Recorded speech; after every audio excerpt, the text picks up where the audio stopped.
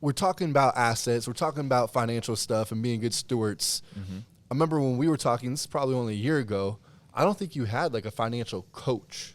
Yeah, no. What made you want to get a coach? What's the importance of a coach, and what kind of impact has that coach had on your business, I guess more financially for you? Yeah.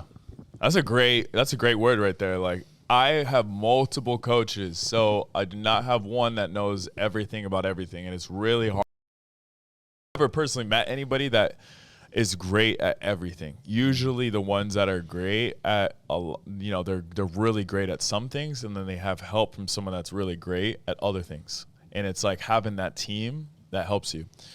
So the financial coach, I have a mentor, obviously. I have a health coach. Like, I believe in coaches, people that are better, that can teach me their wisdom, so I don't have to figure things out on my own, so I can accelerate faster. But the financial coach just helped me with accountability. And this is what I needed, because I would be, and a lot of it would be when I was drinking. I'd be like, okay, whatever. Like, I made X, Y, and Z this week. Like, screw it. Let's go. Let's talk about it, man. You're such a generous person. You give him a little alcohol, and now he's extra generous. Which actually is a great thing if you think about it. Outside of the alcohol, yeah. Absolutely, because what is money? It's a tool. It's a tool. It amplifies your true character. Correct.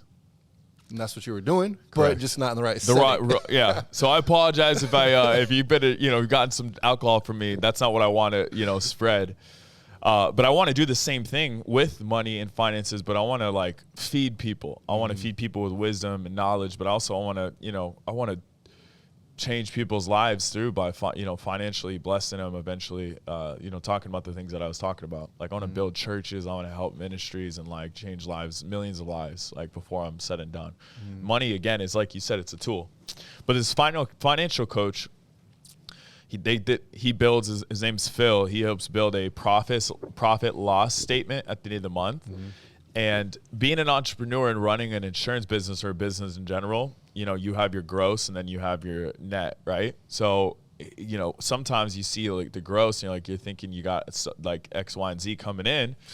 And after the net, you got to be aware of that. And then if you're just like going out, whatever, because you make great money every week, you could be blowing a lot of it. And I was blowing a lot of it, and I needed the accountability, because have you ever asked yourself like, wow, where did it all go? That's what I was asking myself. I'm like, what the heck? Like, I just made this much and I only have this much. And it was because I was making poor decisions, whenever I wanted, I would buy. Now, so he helps hold me accountable per purchase. And we look at how my net worth is growing, which is the money in your account, the assets that you have minus your liabilities. So it's nice when you get to see your net worth grow month after month after month, and have that type of accountability. Yeah. Almost becomes like a game, where this is what I've learned from my coaches as well, where it's a lot more fun when you have a goal and you see that net worth climb, instead of just like thinking of it as a budget, like, oh, I got to stick to this budget. I don't know. Budgets don't seem fun, but if you incorporate, like you said, a net worth goal, I think that's where you can kind of gamify saving. Because no one at the end of the day is like, dude, I'm super excited to save. But if you have a house that you're trying to buy, if you have these goals of building orphanages and you know how much they cost, and then you're shooting for those, saving for those specific things, that's, I think, when it actually gets fun. I agree completely. So I'm just curious, what's the worst financial decision you think you've made?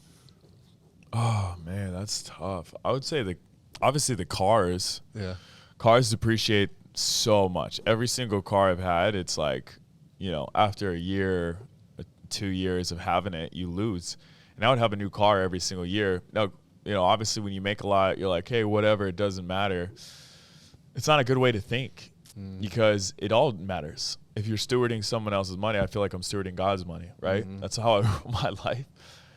So any money, like, that you're, in my opinion, wasting, like, for me, I didn't need the cars. I thought I needed the cars, and again, it was just like external validation that I wasn't even good for me. I'm not saying that for everybody, but you got to check your heart posture of why I need to get what I'm getting. Why am I doing what I'm doing? And for me, it was an unhealthy relationship with money. Even though I made a lot, it was like, okay, why am I needing to do this? And if I need to do this for the wrong reason, that's not a good reason.